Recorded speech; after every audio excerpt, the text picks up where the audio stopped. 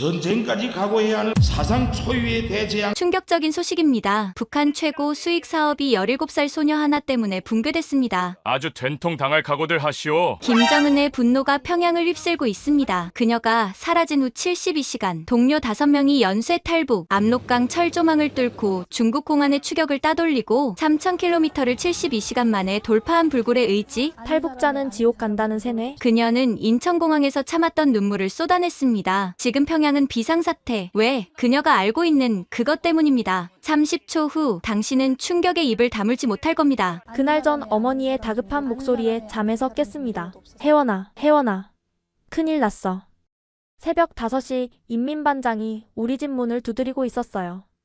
리메원, 지금 당장 나와. 제 이름이 불리는 순간 온몸이 얼어붙었습니다. 장마당에서 중국 물건 판 게 들켰나? 아니면 지난주에 몰래 한국 드라마 본 게 발각됐나?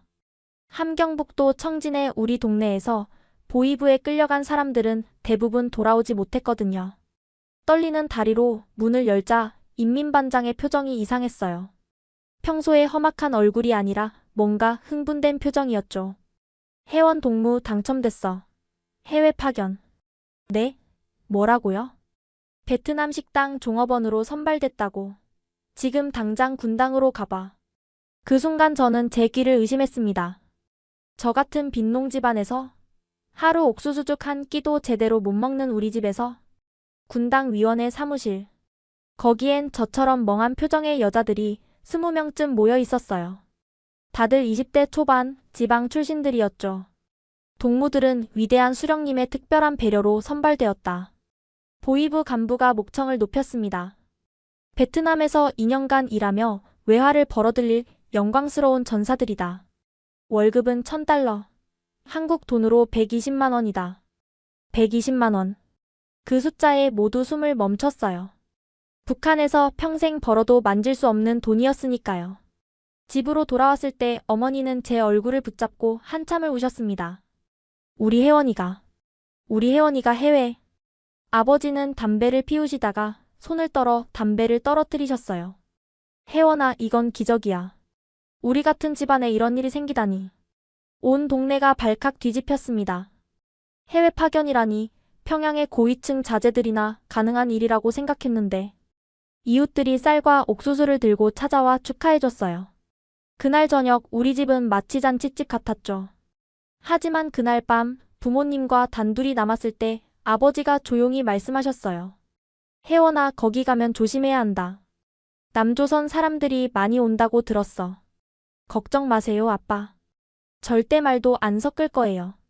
그리고 아버지가 잠시 망설이시더니 혹시라도 기회가 되면 말을 끝맺지 못하셨어요. 하지만 그 눈빛으로 알 수 있었죠. 아버지는 이미 알고 계셨던 거예요. 바깥 세상이 우리가 배운 것과 다르다는 걸. 평양에서의 한 달 교육기간. 처음 보는 것들 투성이었어요. 엘리베이터, 에어컨, 그리고 하루 3끼 흰쌀밥. 함께 선발된 순실이가 속삭였어요. 혜원아, 우리 꿈 아니지? 진짜로 해외 가는 거 맞지? 교육 내용은 단순했습니다. 손님 응대법, 요리, 그리고 가장 중요한 것 사상교육. 절대 외부인과 사적 대화 금지. 특히 남조선 놈들은 무조건 적이다. 교관이 칠판에 큼지막하게 썼어요. 대화하면 즉시 본국 송환, 정치범 수용 소행. 출국 전날 밤 숙소에서 가족에게 편지를 썼어요. 엄마, 아빠 2년만 기다려주세요. 제가 돈 많이 벌어서 흰쌀밥 실컷 먹여드릴게요. 그때만 해도 정말 그럴 수 있을 거라 믿었습니다. 공항에서 부모님과 헤어질 때 어머니가 제 손에 뭔가를 쥐어주셨어요. 작은 천주머니였는데 안에는 흙이 들어있었죠. 고향 땅이야. 힘들 때마다 이걸 보면서 우리를 생각해. 비행기가 이륙하는 순간 창밖으로 보이는 평양이 점점 작아졌어요. 구름 위로 올라가자 햇빛이 눈부시게 쏟아졌죠. 저기 봐. 바다야. 누군가 외쳤어요. 난생 처음 보는 끝없는 바다. 세상이 이렇게 넓은지 처음 알았습니다. 그리고 6시간 후 베트남 호치민 공항에 도착했을 때 어머. 공항을 나서는 순간 우리는 모두 할 말을 잃었습니다. 수천 개의 오토바이가 도로를 가득 메우고 있었고 거리는 형형색색 네온사인으로 빛나고 있었어요. 사람들은 웃으며 길을 걸었고 노점상들은 큰 소리로 물건을 팔고 있었죠. 이게 타락한 자본주의 지옥이라고? 순실이가 믿을 수 없다는 듯 중얼거렸어요. 식당으로 가는 버스 안에서 우리는 창밖만 뚫어지게 봤어요. 호치민의 밤거리는 낮보다 더 환했습니다. 젊은이들이 카페에 앉아 커피를 마시고 가족들이 길거리 음식을 먹으며 웃고 있었어요.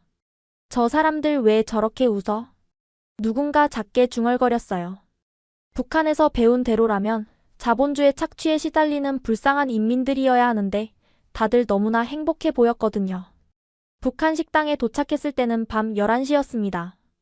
평양관이라는 큰 간판이 붙은 3층 건물이었죠. 감시원 박철수가 우리를 맞았어요. 내일부터 바로 일이다. 오늘은 푹 쉬어라. 숙소는 식당 3층이었어요. 창문엔 쇠창살이 설치되어 있었고 현관문은 밖에서만 열 수 있었죠. 방 하나에 6명씩 2층 침대에서 생활해야 했습니다. 다음 날 아침 6시 기상 나팔 소리에 잠에서 깼어요. 북한과 똑같은 일과였죠. 김일성, 김정일 초상화 앞에서 충성 맹세를 하고 아침 체조를 한 뒤에야 식사를 할 수 있었습니다. 오늘은 첫날이니까 설명만 하겠다. 박철수 감시원이 우리를 회의실로 모았어요. 월급은 1000달러지만 900달러는 당에 바친다. 나머지 100달러도 숙식비로 50달러를 내야 한다. 그래서 너희가 받는 건 50달러다. 네? 그럼 50달러만 남는다고요?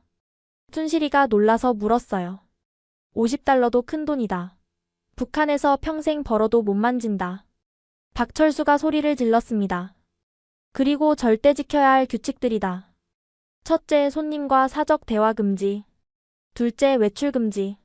셋째, 한국 손님과는 눈도 마주치지 마라. 점심시간부터 영업이 시작됐어요. 처음엔 베트남 현지인들이 주 손님이었는데 저녁이 되자 한국 사람들이 들어오기 시작했습니다. 어서 오십시오. 우리는 배운 대로 90도 인사를 했어요. 한복을 입고 밝은 미소를 지으며 기계처럼 움직였죠. 그런데 이상한 일이 있었어요. 한국 손님들이 우리를 보는 눈빛이 북한에서 배운 것과 달랐던 거예요. 적이나 경멸이 아니라 연민과 호기심이 섞인 눈빛이었죠.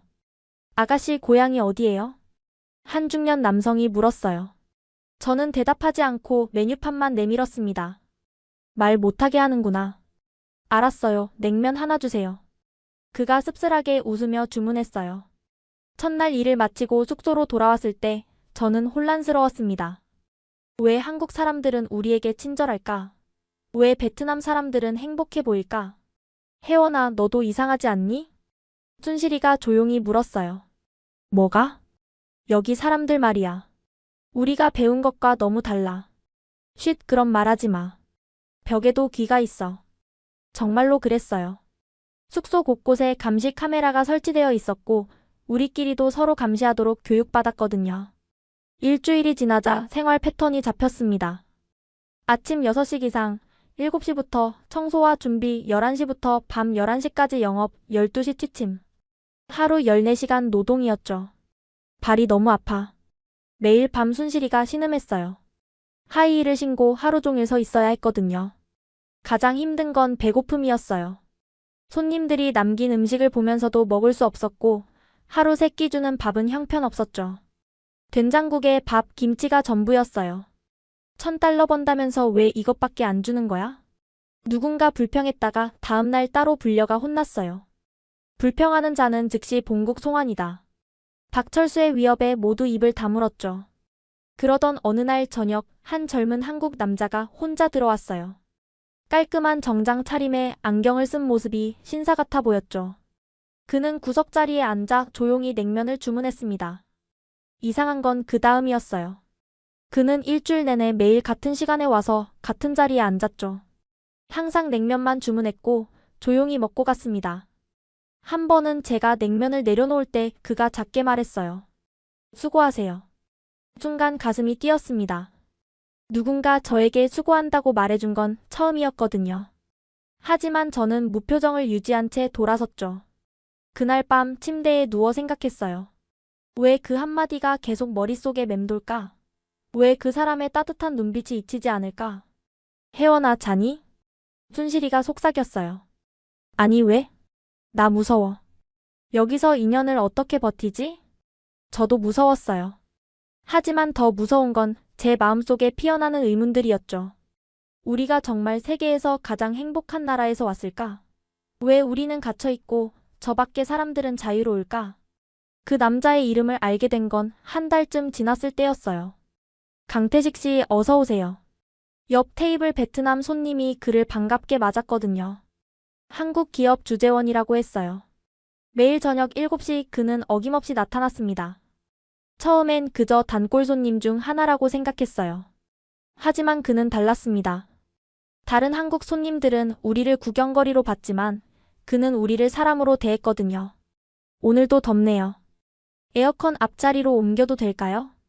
그가 물었을 때 저는 고개만 끄덕였어요. 말을 하면 안 되니까요. 하지만 그는 개의치 않았습니다. 감사합니다. 여기서 일하시느라 힘드시죠? 대답할 수 없는 제게 그는 계속 혼잣말처럼 이야기했어요. 저도 타국에서 일하니까 외로워요. 가족이 보고 싶고요.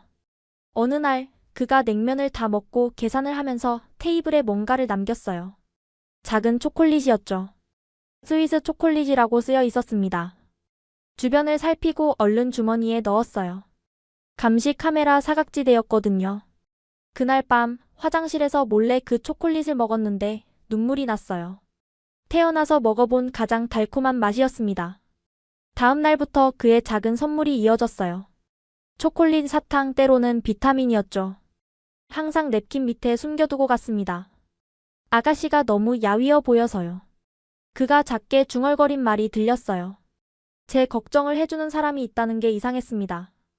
북한에서는 당과 수령님만 인민을 걱정한다고 배웠는데 보름쯤 지났을 때 충격적인 일이 일어났어요. 태식 씨가 책을 두고 갔던 거예요. 한국 소설책이었는데 제목은 82년생 김지영이었습니다. 박철수 감시원이 화장실 간 사이 저는 그 책을 빠르게 숨겼어요. 왜 그랬는지 모르겠어요. 그냥 너무 읽고 싶었거든요. 그날 밤 이불을 뒤집어 쓰고 핸드폰 불빛으로 책을 읽었습니다. 한국 여성의 평범한 일상이 담긴 이야기였는데 충격적이었어요. 대학을 가고 직장을 다니고 결혼을 하고 아이를 낳는 자유로운 삶. 이게 진짜 한국이야? 속으로 수없이 물었죠. 책 속의 한국은 우리가 배운 지옥이 아니었어요. 문제도 있었지만 적어도 사람이 사람답게 사는 곳이었습니다. 다음 날 태식 씨가 왔을 때 저는 용기를 냈어요. 주문을 받으며 작게 속삭였죠. 책. 읽었어요. 그가 놀란 눈으로 저를 봤어요. 그리고 미소를 지었죠. 어땠어요? 더 이상 말할 수 없었어요. 박철수가 이쪽을 보고 있었거든요. 그날부터 우리 사이에는 묘한 교감이 생겼어요. 눈빛으로 작은 제스처로 대화를 나눴죠. 그가 메뉴판을 보며 혼잣말을 하면 저는 고개를 끄덕이거나 가로저어 대답했습니다. 한국은 정말 자유로운 나라예요. 누구나 하고 싶은 일을 할 수 있죠. 고개를 갸웃거렸어요. 북한 분들도 한국에 오면 대학도 갈 수 있고 지원도 받아요. 눈이 커졌어요. 거짓말이겠지? 하지만 그의 눈은 진실을 말하고 있었죠. 어느 날 순실이가 제게 경고했어요. 혜원아, 조심해. 박철수가 너를 의심하고 있어. 무슨 소리야? 그 한국 남자랑 너무 자주 눈 마주친대. 앞으로는 다른 애가 서빙하래. 심장이 쿵 내려앉았어요. 태식 씨를 못 본다는 게 왜 이렇게 슬픈지 이해할 수 없었죠. 그런데 태식 씨는 영리했어요. 다음 날부터 다른 테이블에 앉기 시작했거든요. 제가 담당하는 구역으로 옮긴 거예요. 한 번은 그가 화장실을 가는 척하며 제 옆을 지나갔어요. 그때 작은 쪽지를 떨어뜨렸죠. 당신은 혼자가 아니에요. 희망을 잃지 마세요. 그 짧은 문장이 제 마음을 흔들었어요. 혼자가 아니라니. 평생 집단 속에 살면서도 늘 외로웠는데 이방인이 전해준 위로가 이렇게 따뜻할 수가 있나요? 저도 용기를 냈어요. 주문받은 종이 뒤에 젓가락으로 글씨를 새겼죠. 고마워요. 단 2글자였지만 제 인생 첫 반역이었습니다. 그날 밤 저는 깨달았어요.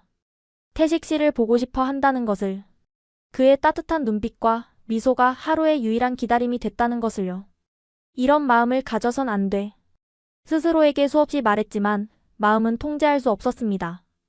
2달째 되던 날, 태식 씨가 평소보다 일찍 왔어요. 식당이 한산한 시간이었죠.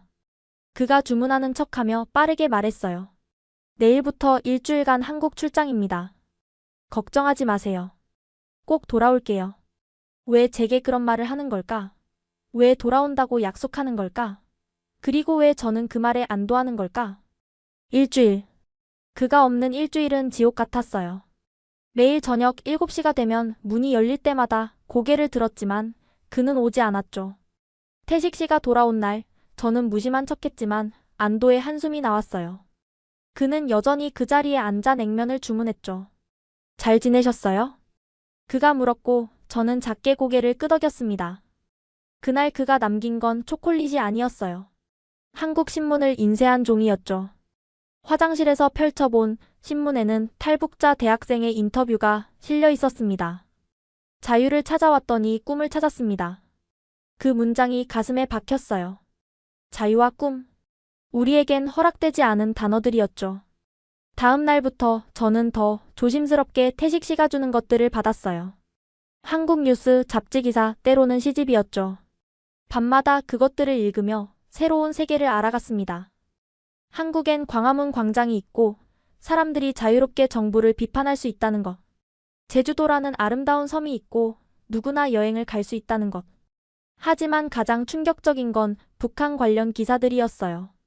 정치범 수용소, 공개 처형, 아사자들. 우리가 거짓 선전이라고 배운 것들이 사실이었던 거예요.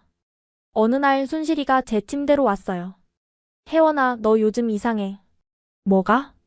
표정이 달라졌어. 뭔가 숨기는 것 같아. 순실의 눈빛이 날카로웠어요. 혹시 그녀도 눈치챈 걸까?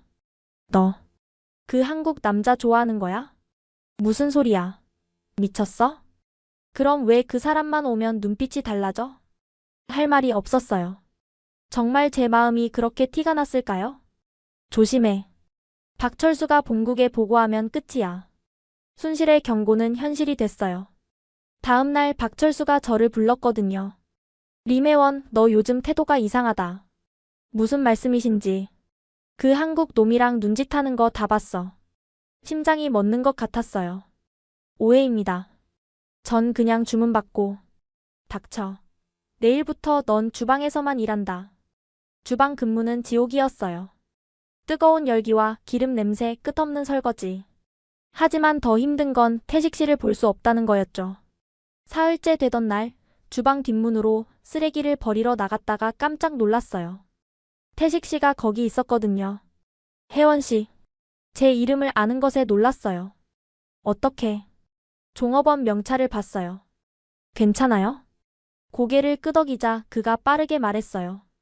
시간이 없어요. 이것만 전하고 싶었어요. 그가 건넨 건 작은 핸드폰이었어요. 위급할 때 쓰세요. 제 번호만 저장돼 있어요. 이런 거 받으면 안 돼요. 발각되면. 그럼 버리세요. 하지만 정말 위험할 때는 연락하세요. 제가 도울게요. 누군가 오는 소리에 그는 급히 사라졌어요. 저는 핸드폰을 앞치마 속에 숨기고 들어왔죠. 그날 밤 화장실 천장 틈에 핸드폰을 숨겼어요. 평생 처음 가진 나만의 것. 자유로 통하는 작은 창이었죠.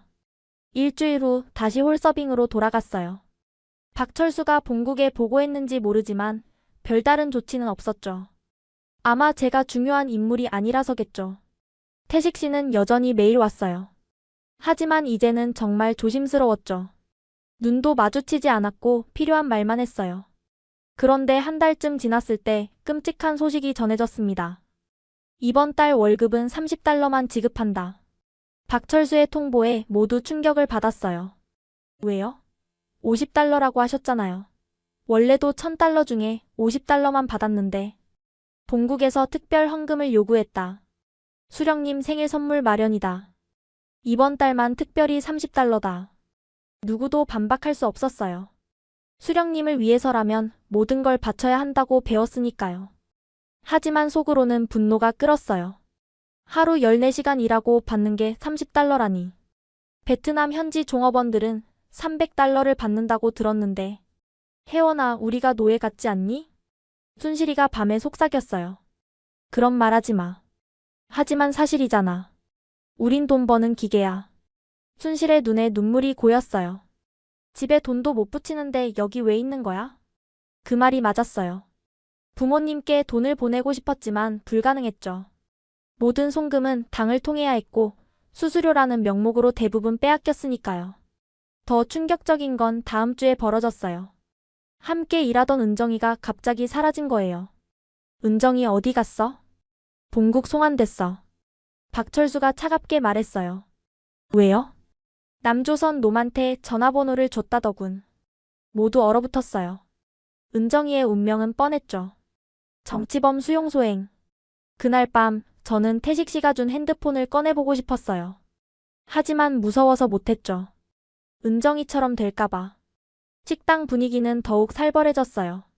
서로를 의심하고 감시했죠. 누가 밀고자인지 알 수 없었으니까요. 그런 와중에도 태식 씨는 계속 왔어요. 하지만 이제는 아무것도 주지 않았죠. 그저 조용히 밥을 먹고 갈 뿐이었어요. 어느 날 그가 계산하며 말했어요. 날씨가 춥네요. 감기 조심하세요. 평범한 인사였지만 그 따뜻함에 울컥했어요. 이곳에서 제 건강을 걱정해주는 사람이 있다는 게 위로가 됐거든요. 한 달이 더 지났어요. 이제 베트남에 온 지 6달이었죠. 매일이 똑같았어요.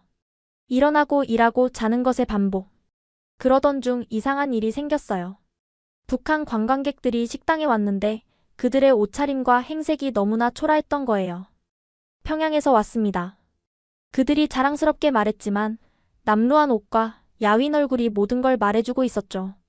여기 종업원들은 정말 행복해 보이는구만. 한 관광객이 말했어요. 우리가 행복해 보인다니. 웃음이 나올 뻔했죠. 식사를 마친 그들이 나가고 한국 손님들이 들어왔어요. 최신 핸드폰과 명품 가방, 세련된 옷차림. 같은 민족인데 왜 이렇게 다를까? 저 북한 관광객들 불쌍하더라.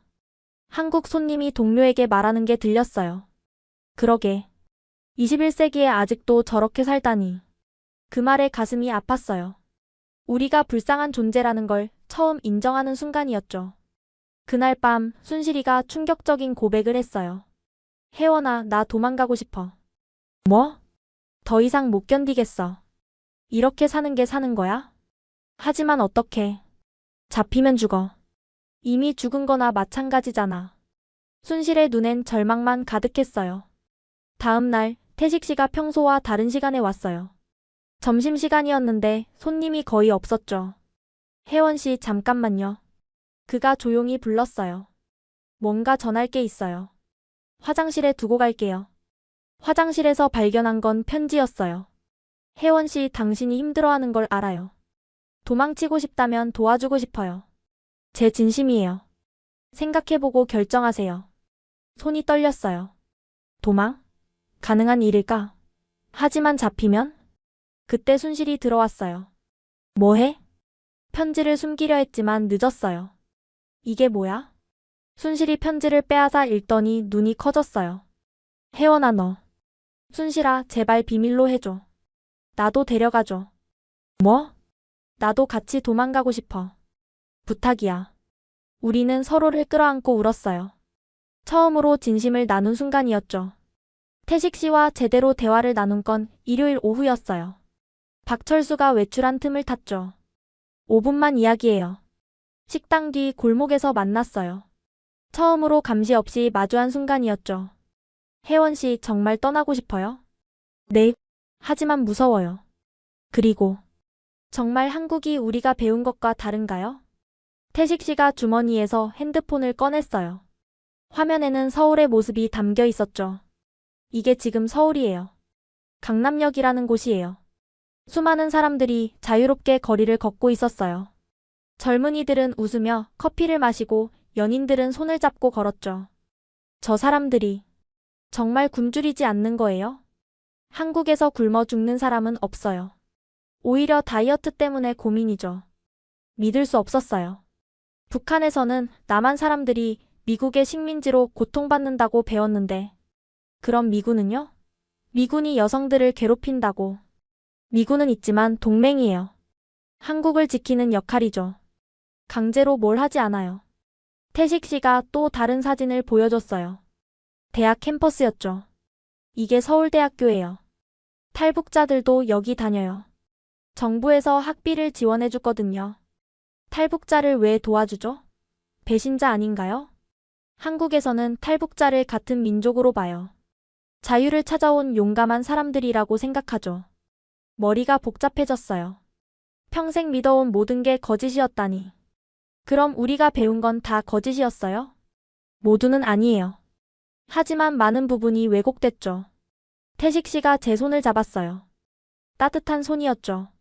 혜원 씨 진실을 아는 게 아플 수 있어요. 하지만 거짓 속에 사는 것보다 나아요. 한국에 가면 정말 자유롭게 살 수 있어요? 네. 직업도 자유롭게 선택하고 어디든 여행도 가고 하고 싶은 말도 할 수 있어요. 정부를 비판해도 돼요? 당연하죠. 대통령을 욕해도 잡아가지 않아요. 충격적이었어요. 김정은을 조금이라도 의심하면 즉시 수용 소행인데. 그리고 이걸 보세요. 태식 씨가 유튜브를 열어 탈북자의 인터뷰 영상을 보여줬어요. 안녕하세요. 저는 2019년에 탈북한 김미영입니다. 지금은 간호사로 일하고 있어요. 화면 속 여성은 밝게 웃고 있었어요. 처음엔 적응이 힘들었지만 많은 분들이 도와주셨어요. 지금은 정말 행복해요. 저 사람이 정말 탈북자예요? 네. 제 친구의 친구예요. 작년에 결혼도 했대요. 결혼. 자유연애. 북한에서는 당이 정해주는 대로 결혼해야 하는데 혜원 씨도 할 수 있어요. 간호사가 되고 싶다고 했죠? 네. 하지만 제가 할 수 있을까요? 북한 교육밖에 못 받았는데 한국 정부가 다 도와줘요. 검정고시도 보고 대학도 갈 수 있어요. 순간 눈물이 났어요. 꿈을 꿀 수 있다는 게, 미래를 계획할 수 있다는 게. 순실이도 같이 가고 싶대요. 2명이면 더 위험해요. 하지만 방법이 있어요. 그는 구체적인 계획을 설명했어요. 라오스 국경을 넘어 태국으로 가는 루트였죠. 제가 안내자를 구할게요. 돈도 제가 댈게요. 왜? 왜 이렇게까지 해주시는 거예요? 그가 잠시 망설이다가 말했어요. 처음 혜원 씨를 봤을 때 제 여동생이 생각났어요. 만약 제 동생이 그런 상황이라면 누군가 도와줬으면 하고 바랐을 거예요. 그것뿐인가요? 제가 물었어요. 그의 눈을 보며. 아니요. 혜원 씨가 자유롭게 웃는 모습을 보고 싶어요. 진심으로 행복한 모습을요. 가슴이 뛰었어요. 누군가 내 행복을 바라준다니. 그리고 한 가지 더 보여줄 게 있어요. 태식 씨가 또 다른 영상을 틀었어요. 북한 정치범 수용소 생존자의 증언이었죠. 저는 14호 관리소에서 10년을 보냈습니다. 거기서는 사람을 사람으로 보지 않아요. 화면 속 남자의 팔에는 고문 흔적이 가득했어요. 하루 16시간 강제 노동, 하루 옥수수 200g. 동료가 쓰러져 죽어도 일해야 했어요. 이게 진짜예요? 유엔에서 조사한 내용이에요. 국제사회가 다 알고 있는 사실이죠. 그럼 왜 아무도 도와주지 않아요? 중국이 북한을 보호하고 있어요. 그리고 북한은 핵무기가 있잖아요. 복잡한 국제 정치. 그 속에서 희생되는 건 결국 우리 같은 평범한 사람들이었어요. 혜원 씨 시간이 없어요. 결정해야 해요. 며칠만 더 생각할게요. 다음 주에 검열단이 온다고 했죠? 그 전에 떠나야 해요. 다시 식당으로 돌아왔을 때 이미 20분이 지나 있었어요. 어디 갔었어? 순실이가 걱정스럽게 물었어요. 화장실. 배탈 났어. 거짓말이었지만 어쩔 수 없었죠. 그날 밤 순실과 화장실에서 만났어요. 순실아, 우리 정말 갈 거야? 응. 나 결심했어. 여기서 2년 더 있으면 진짜 죽을 것 같아. 한국이 정말 우리가 배운 것과 다를까? 혜원아, 중요한 건 그게 아니야. 여기서는 우리가 노예야. 적어도 거기서는 사람으로 살 수 있을 거야. 순실이 말이 맞았어요. 근데 태식 씨 믿을 수 있을까? 지금까지 우리한테 잘해준 사람이 그 사람뿐이야. 다른 선택이 있어? 없었어요. 이대로 살든지 목숨 걸고 뛰든지. 둘 중 하나였죠. 탈출을 2주 앞두고 저는 이상한 감정에 휩싸였어요. 태식 씨를 보면 가슴이 두근거렸고 그가 오지 않는 날은 불안했죠. 혜원아, 너 그 사람 좋아하는구나. 순실이가 확신에 찬 목소리로 말했어요. 아니야. 그냥 고마운 사람이야. 거짓말. 네 표정이 다 말해줘. 순실 말이 맞았어요. 저는 태식 씨를 좋아하게 된 거예요. 북한에서는 당이 정해준 사람과 결혼해야 한다고 배웠는데 스스로 누군가를 좋아하게 되다니. 어느 날 저녁 태식 씨가 평소와 다르게 정장이 아닌 캐주얼한 차림으로 왔어요. 오늘은 제 생일이에요. 그가 쑥스럽게 웃었어요. 생일 축하해요. 작게 속삭였죠. 여기서 생일을 보내는 게 외롭네요. 가족이 보고 싶고. 그의 외로움이 느껴졌어요. 저도 가족이 보고 싶었거든요. 그날 그는 평소보다 오래 있었어요. 천천히 식사를 하며 창밖을 봤죠. 저는 그를 몰래 훔쳐봤어요.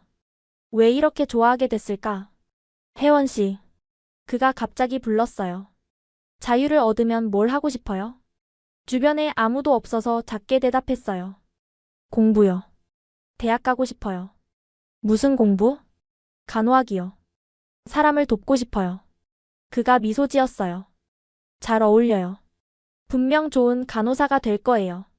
그 응원이 너무 따뜻했어요. 누군가 내 꿈을 응원해주는 게 처음이었거든요. 박철수가 돌아오는 소리에 대화를 멈췄어요. 태식 씨는 계산을 하고 나갔죠. 테이블엔 또 작은 선물이 있었어요. 작은 목걸이였는데 펜던트엔 나비가 새겨져 있었죠. 그날 밤 목걸이를 품에 안고 잤어요.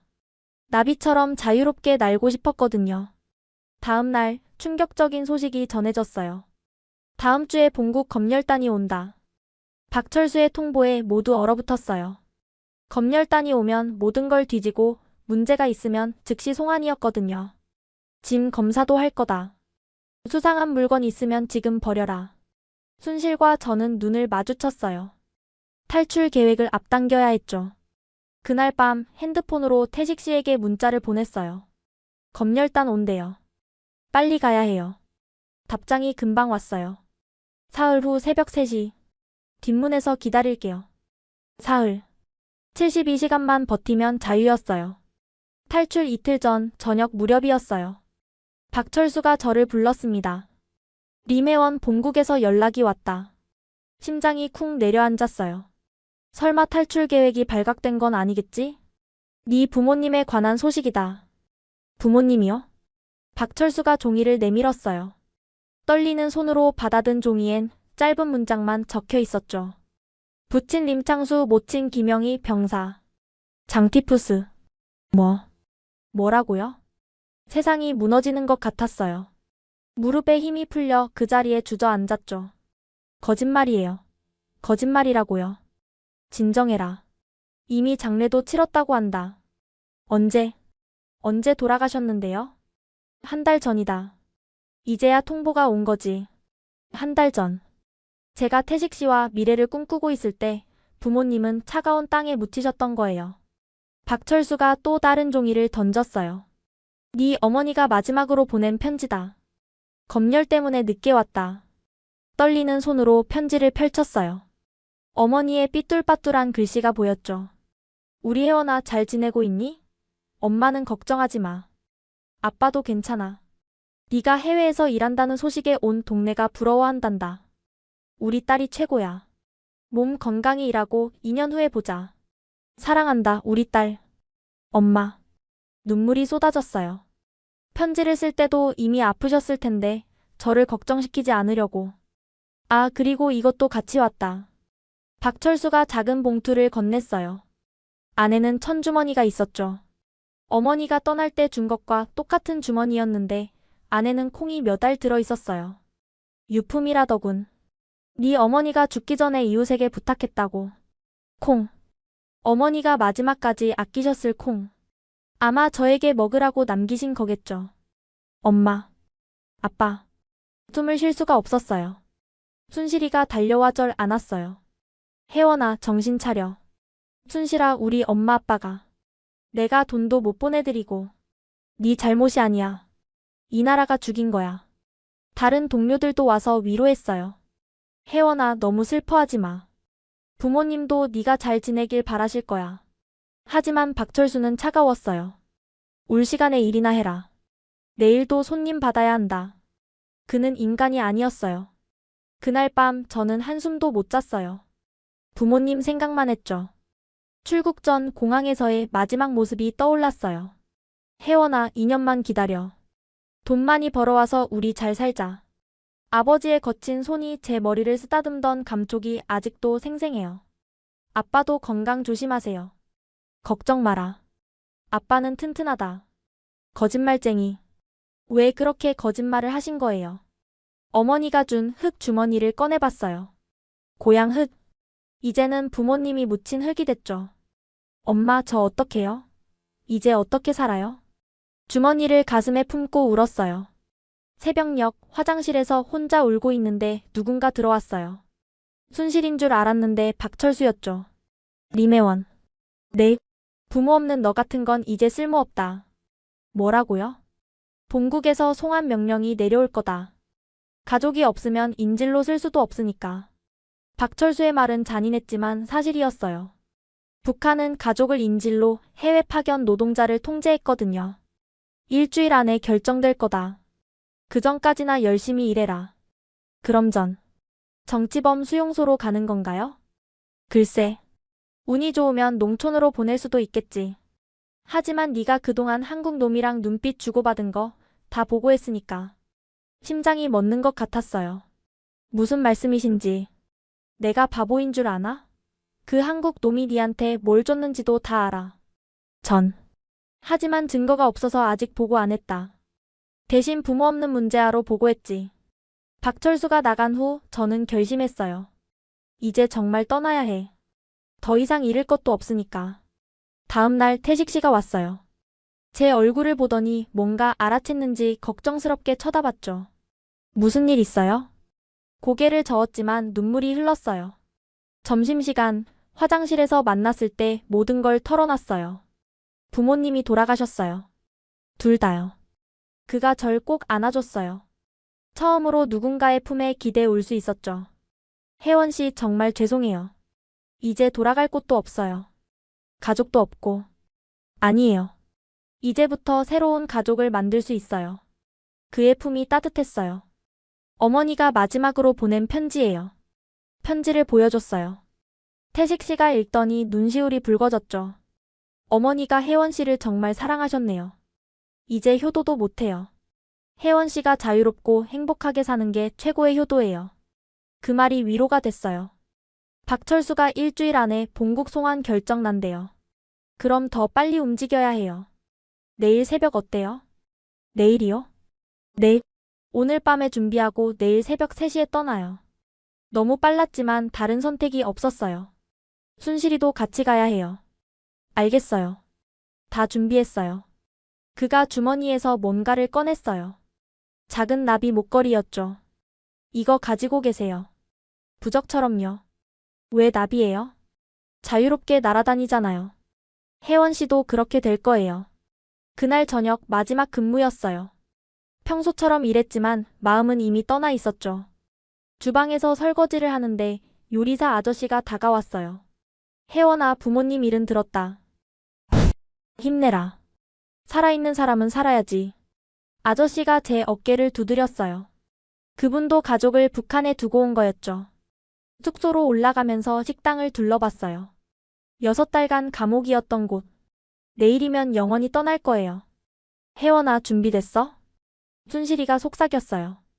응. 너는? 나도. 이제 돌아갈 곳도 없으니까. 우리는 서로의 손을 꼭 잡았어요. 밤 12시 모두 잠든 시간. 저는 조용히 일어나 화장실로 갔어요. 천장에 숨겨둔 핸드폰과 목걸이, 그리고 어머니가 주신 2개의 주머니를 챙겼죠. 고향 흙과 마지막 콩. 엄마, 아빠, 저 이제 자유를 찾으러 가요. 속으로 작별 인사를 했어요. 탈출 전날 낮 이야기예요. 그날 오후 식당은 평소보다 손님이 많았어요. 단체 관광객이 왔거든요. 혜원아, 정신 차려.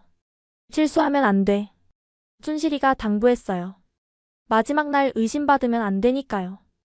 태식 씨는 평소보다 일찍 왔어요. 혼자가 아니라 동료들과 함께였죠. 여기 북한 식당이 유명하다고 해서 데려왔어요. 그가 동료들에게 설명했어요. 저를 보고 살짝 윙크했죠. 평소처럼 주문받고 서빙했어요. 하지만 마음은 온통 내일 새벽에 가 있었죠. 아가씨 혹시 노래도 하세요? 한 손님이 물었어요. 네, 9시에 공연이 있습니다. 마지막 공연이 될 거예요. 북한 노래를 부르는 마지막 날. 9시 무대에 올랐어요. 휘파람이라는 북한 가요를 불렀죠. 노래를 부르면서 객석을 봤어요. 태식 씨가 저를 보고 있었죠. 그 눈빛이 말하고 있었어요. 힘내요. 내일이면 자유예요. 공연이 끝나고 박수를 받았어요. 마지막 박수였죠. 10시쯤 태식 씨 일행이 계산을 했어요. 그가 마지막으로 제게 말했죠. 수고했어요. 내일 봐요. 내일 봐요. 그 짧은 인사에 모든 게 담겨 있었어요. 11시 영업이 끝났어요. 청소를 하면서 주방에 갔는데 요리사 아저씨가 불렀어요. 혜원아, 이거 먹어. 만두를 주셨어요. 왜 주세요? 그냥. 요즘 얼굴이 안 좋아서. 아저씨도 뭔가 눈치챘을까요? 하지만 아무 말 없이 만두를 받았어요. 고맙습니다. 마지막 인사였죠. 숙소로 올라가면서 식당을 둘러봤어요. 6달간 일했던 곳. 감옥 같았지만 태식 씨를 만난 곳이기도 했죠. 혜원아, 내일 준비됐지? 순실이가 마지막으로 확인했어요. 응. 새벽 2시 50분에 일어나자. 알겠어. 조용히 움직여야 해. 우리는 잠자리에 들었지만 한숨도 못 잤어요. 시계 소리만 들으며 시간을 세었죠. 새벽 2시 50분. 순실과 저는 조용히 일어났어요. 복도는 어두웠고 감시 카메라만 빨간불을 반짝였죠. 저쪽으로 가면 사각지대야. 순실이 앞장섰어요. 우리는 기어가다시피 움직였죠. 뒷문에 도착했을 때 정확히 3시였어요. 문을 살짝 열자 태식 씨가 서 있었죠. 빨리 와요. 우리는 뛰었어요. 생전 처음으로 내 의지로 뛰었죠. 골목을 빠져나와 큰 길로 나왔을 때 검은 승합차가 기다리고 있었어요. 타요. 차에 오르자마자 출발했어요. 운전사는 베트남 사람이었는데 한국말을 했죠. 3시간 가면 국경이에요. 조용히 있어요. 태식 씨가 우리에게 가방을 건넸어요. 옷이에요. 갈아입어요. 북한 옷은 눈에 띄어요. 처음으로 청바지를 입어봤어요. 자유로운 옷이었죠. 그런데 차가 출발한 지 5분도 안 돼서 경보음이 들렸어요. 식당에서 우리가 사라진 걸 발견한 거예요. 빨리. 들켰어. 태식 씨가 소리쳤어요. 운전사가 속도를 높였어요. 뒤를 돌아보니 멀리서 불빛이 보였죠. 저기 봐. 쫓아온다. 순실이가 겁에 질려 소리쳤어요. 괜찮아요. 계획이 있어요. 운전사가 갑자기 핸들을 꺾었어요. 차가 좁은 골목으로 들어갔죠. 골목을 빠져나오자 시장이 나타났어요. 새벽인데도 상인들이 물건을 내놓고 있었죠. 여기서 내려요. 차를 바꿔 타야 해요. 우리는 급히 내려 시장을 가로질렀어요. 반대편에 다른 차가 기다리고 있었죠. 이게 진짜 차예요. 아까 건 미끼였어요. 태식 씨의 치밀한 계획에 놀랐어요. 새 차로 30분쯤 달렸을 때 검문소가 나타났어요. 뒤에 숨어요. 빨리. 우리는 담요를 덮고 차 바닥에 납작 엎드렸어요. 숨소리도 참으며 죽은 듯이 있었죠. 서류 봅시다. 경찰의 목소리가 들렸어요. 한참 시간이 지나고 빨리 가요. 다행히 통과했어요. 이제 일어나도 돼요. 동이 트기 시작했어요. 우리는 정글이 시작되는 국경지대에 도착했죠. 여기서부터는 걸어야 해요. 안내인이 나타났어요. 라오스 사람이었죠. 2시간 걸으면 라오스예요. 조용히 따라와요. 태식 씨가 작별 인사를 했어요. 여기까지예요. 캄보디아에서 만나요. 캄보디아요? 네. 거기서 기다릴게요. 꼭 와요. 그가 절 다시 한번 안았어요. 살아서 만나요. 약속해요. 약속해요. 정글은 험했어요. 덩굴과 가시나무, 진흙탕 길. 하지만 자유를 향한 길이었죠. 조용. 국경 수비대. 안내인이 손짓했어요. 우리는 숲속에 엎드렸죠.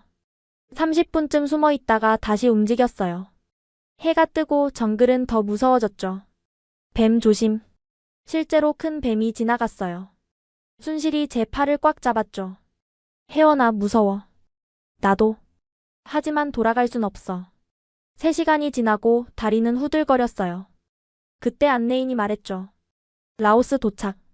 믿기지 않았어요. 정말 국경을 넘은 거예요. 이제 안전해요? 아직이에요. 여기서 차 타고 6시간 더 가야 해요. 낡은 트럭이 기다리고 있었어요. 짐칸에 숨어 탔죠. 트럭이 달리는 동안 부모님 생각을 했어요. 엄마, 아빠, 저 이제 자유를 찾아가요. 어머니가 주신 흙 주머니를 꼭 쥐었어요. 오후 3시쯤 국경 도시에 도착했어요. 거기서 또 다른 차로 갈아탔죠. 이제 메콩강만 건너면 태국이에요. 배로 건너요? 네. 밤에 건너야 안전해요. 우리는 강변의 작은 집에서 기다렸어요. 처음으로 제대로 된 밥을 먹었죠. 혜원아, 우리 정말 탈출한 거야? 순실이가 믿기지 않는다는 듯 물었어요. 응. 이제 북한으로 돌아갈 수 없어. 후회 없어? 전혀. 너는? 나도. 이제 내 인생을 살 거야. 밤 10시 드디어 배를 탔어요. 작은 나룻배였는데 6명이 타니 가득 찼죠. 강은 넓고 어두웠어요. 별빛만 반짝였죠. 30분이면 도착해요. 배가 흔들릴 때마다 무서웠지만 태식 씨 생각을 하며 버텼어요. 드디어 태국 땅이 보였어요. 불빛이 반짝이는 마을이었죠. 도착. 배에서 내리자마자 안내인이 말했어요. 경찰서로 가요. 거기서 보호받을 수 있어요. 태국 경찰서에서 보호를 받았지만 또 다른 감옥 같았죠. 불법 입국자 수용소에서 사흘을 기다렸어요. 한국 대사관에서 연락 왔어요. 통역사가 알려줬어요. 캄보디아로 가는 걸 도와줄게요. 일주일 후 캄보디아 국경을 넘었어요. 처음으로 안도감을 느꼈죠. 프놈펜에 도착했을 때는 저녁이었어요. 도시는 호치민처럼 활기찼죠. 한국 대사관이 어디예요? 택시기사에게 물었어요. 서툰 영어였지만 알아들었죠. 대사관 앞에 도착했을 때 믿을 수 없는 광경을 봤어요. 혜원 씨. 태식 씨가 기다리고 있었던 거예요. 약속대로요. 정말 왔네요. 그가 우리를 향해 달려왔어요. 무사해서 다행이에요. 그의 품에 안겼어요. 일주일 만이었지만 1년처럼 느껴졌죠. 이제 진짜 안전해요. 대사관에서 모든 걸 처리해 줄 거예요. 그가 계속 말했어요. 혜원 씨 괜찮아요? 부모님 생각나요. 부모님도 혜원 씨가 자유를 찾길 바라셨을 거예요. 그 말에 또 눈물이 났어요. 당신 잘못이 아니에요. 혜원 씨는 최선을 다했어요. 시스템이 잘못된 거예요. 처음 들어보는 위로였어요. 북한에선 모든 게 개인 탓이었는데 고마워요. 정말 고마워요. 이제 시작이에요. 앞으로 더 힘들 수도 있어요. 알아요. 하지만 자유롭게 힘든 거잖아요. 순실이 말했어요. 맞아. 노예로 편한 것보다 자유롭게 힘든 게 나아. 다음 날 아침 대사관에 들어갔어요. 태극기가 펄럭이는 걸 보니 눈물이 났죠.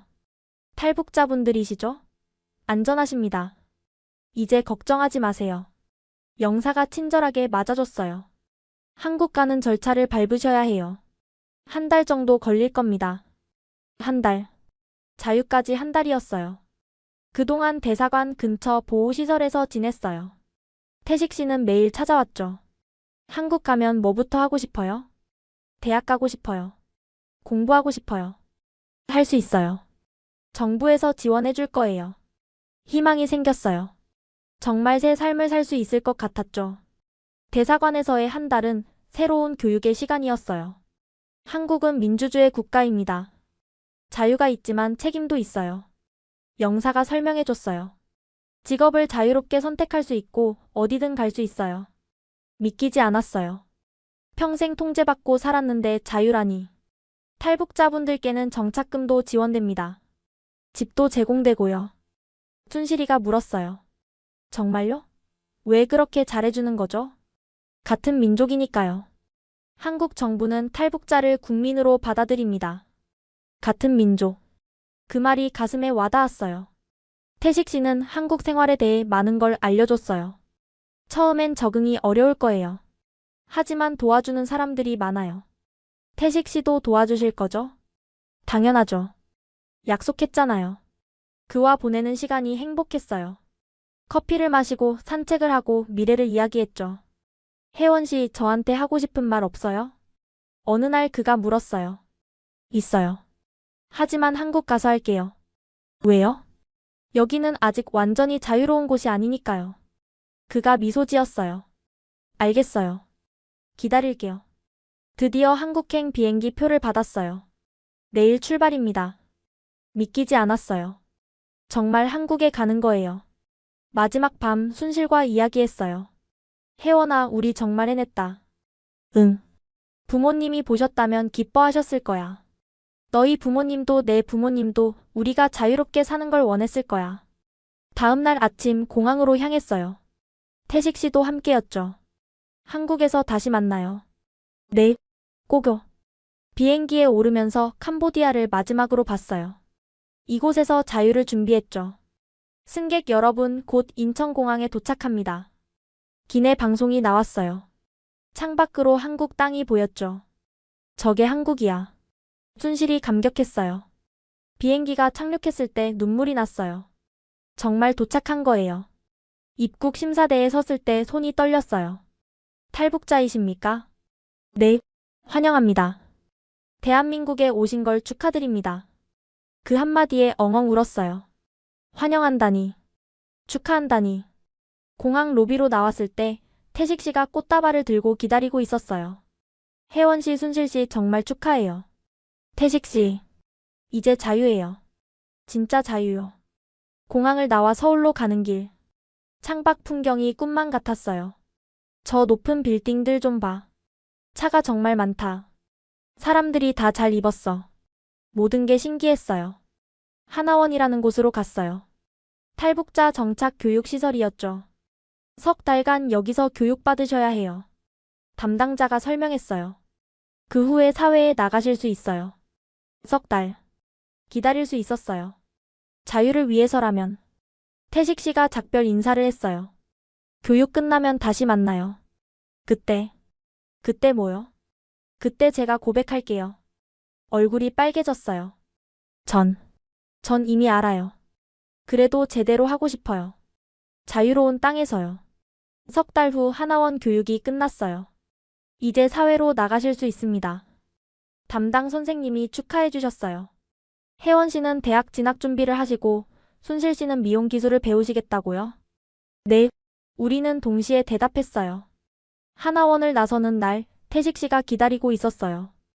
혜원 씨, 이제부터 시작이에요. 네, 무섭지만 설레요. 제가 옆에 있을게요. 그가 제 손을 잡았어요. 혜원 씨, 이제 제가 말해도 될까요? 뭘요? 사랑해요. 드디어 들었어요. 자유로운 땅에서 사랑한다는 말을. 저도 사랑해요. 우리는 서울 시내로 나왔어요. 광화문, 남산타워, 한강. 모든 게 신기했죠. 여기가 제가 살 아파트예요. 정부에서 제공한 작은 아파트였지만 제 집이었어요. 순실아, 우리 이제 진짜 자유야. 응. 이제 우리 마음대로 살 수 있어. 그날 밤 처음으로 편안하게 잠들었어요. 내일을 걱정하지 않아도 되는 잠이었죠. 수정된 16부 에필로그를 제공하겠습니다. 석 달이 지났어요. 저는 검정고시를 준비하고 있고 순실이는 미용학원에 다니기 시작했어요. 혜원아, 오늘 파마 배웠어. 너한테 해줄게. 순실이가 신나게 말했어요. 그녀의 눈빛이 예전과 완전히 달라졌어요. 북한에서의 공포에 질린 눈빛이 아니라 희망으로 가득 찬 눈빛이었죠. 순실아, 너 정말 행복해 보인다. 응. 매일 아침 일어날 때마다 꿈인가 싶어. 내가 하고 싶은 일을 할 수 있다는 게. 태식 씨와는 정식으로 연인이 됐어요. 주말마다 데이트를 하고 미래를 계획했죠. 처음으로 남산타워에 갔던 날이 기억나요. 와, 서울이 다 보여. 혜원 씨, 저기가 한강이고 저쪽이 강남이에요. 정말 크네요. 북한에서는 평양이 세계에서 제일 큰 도시라고 배웠는데 이제는 직접 보고 판단할 수 있잖아요. 그의 말이 맞았어요. 이제 저는 제 눈으로 보고 제 머리로 생각할 수 있었죠. 혜원 씨, 대학 가면 뭐가 제일 하고 싶어요? 캠퍼스를 자유롭게 걸어보고 싶어요. 친구들과 도서관도 가고 학생 식당에서 밥도 먹고 곧 할 수 있을 거예요. 내년 봄에는 대학생이 될 거예요. 정말 제가 할 수 있을까요? 당연하죠. 혜원 씨는 강한 사람이에요. 목숨 걸고 자유를 찾은 사람인데 못할 게 뭐가 있어요? 그의 응원이 큰 힘이 됐어요. 매일 아침 6시에 일어나 공부를 시작했죠. 한국 역사, 수학, 영어. 모든 게 새로웠지만 즐거웠어요. 배운다는 게, 앞으로 나아간다는 게 이렇게 행복한 일인지 처음 알았죠. 어느 날 저는 경기도에 한 묘지를 만들었어요. 부모님을 위한 가묘였죠. 작은 비석이었지만 제 마음을 담았어요. 엄마, 아빠, 저 잘 지내고 있어요. 묘비에는 자유를 꿈꾼 부모님이라고 새겼어요. 대학도 갈 거고 좋은 사람도 만났어요. 엄마가 원하셨던 간호사가 될 거예요. 태식 씨가 함께 절했어요. 어머님, 아버님, 혜원 씨 제가 잘 지키겠습니다. 행복하게 해드릴게요. 춘실이도 함께 왔어요. 아저씨, 아주머니, 혜원이 제가 잘 챙길게요. 우리 이제 가족이에요. 우리 셋은 묘비 앞에서 막걸리를 부었어요. 부모님이 좋아하셨던 막걸리였죠. 북한에서는 구하기 힘들었지만 여기서는 마트에서 쉽게 살 수 있었어요. 돌아오는 길 태식 씨가 물었어요. 후회 없어요? 네, 단 하나도요. 오히려 감사해요. 뭐가요? 모든 게요. 자유롭게 숨 쉴 수 있는 것, 내일을 계획할 수 있는 것, 사랑하는 사람과 손잡고 걸을 수 있는 것. 그가 제 손을 꼭 잡았어요. 평생 함께해요. 네, 평생요. 일주일 뒤 놀라운 일이 생겼어요. 베트남에서 함께 일했던 요리사 아저씨에게서 연락이 온 거예요. 그분도 탈북하셨다고요. 혜원아, 나다. 잘 지내니? 아저씨, 정말이에요? 어떻게? 너희가 떠난 후에 결심했어. 나도 자유를 찾고 싶었거든. 전화를 끊고 한참을 울었어요. 또 한 명이 자유를 찾았다는 게 너무 기뻤거든요. 저는 이제 한국 사회에 조금씩 적응하고 있어요. 아직도 어려운 게 많아요. 은행 업무, 인터넷 쇼핑, 스마트폰 사용법. 하지만 배울 때마다 새로운 세상이 열려요. 혜원 씨, 오늘은 뭘 배웠어요? 태식 씨가 매일 물어봐요. 오늘은 인터넷으로 기차표 예약하는 법 배웠어요. 이제 어디든 갈 수 있어요. 다음 주말에 부산 가볼래요? 바다 보러요. 바다요? 진짜요? 북한에서는 허가 없이 다른 도시에 갈 수 없었어요. 그런데 이제는 마음만 먹으면 어디든 갈 수 있죠. 부산에 갔던 날, 해운대 바닷가에서 저는 처음으로 발을 담갔어요. 차가워. 여름에 다시 와요. 수영도 하고요. 수영은 못해요. 가르쳐 줄게요. 뭐든지요. 석양이 지는 서울. 한강 다리에 불빛이 하나둘 켜지기 시작했어요. 자유의 불빛들. 이제 저도 그 중 하나예요. 베트남 북한 식당의 종업원에서 대한민국 시민이 된 림혜원. 아니, 이제는 자유인 혜원입니다. 꿈을 꿀 수 있고, 사랑할 수 있고, 내일을 계획할 수 있는 평범한 사람이 됐어요. 가끔 악몽을 꾸기도 해요. 다시 북한으로 끌려가는 꿈, 박철수가 쫓아오는 꿈. 하지만 눈을 뜨면 제 작은 방이 보이고 창밖으로 자유로운 서울의 아침이 보입니다. 오늘도 좋은 하루 되세요. 이웃 아주머니가 인사하십니다. 처음엔 낯설었던 인사가 이제는 자연스러워졌어요. 이게 바로 자유의 맛입니다.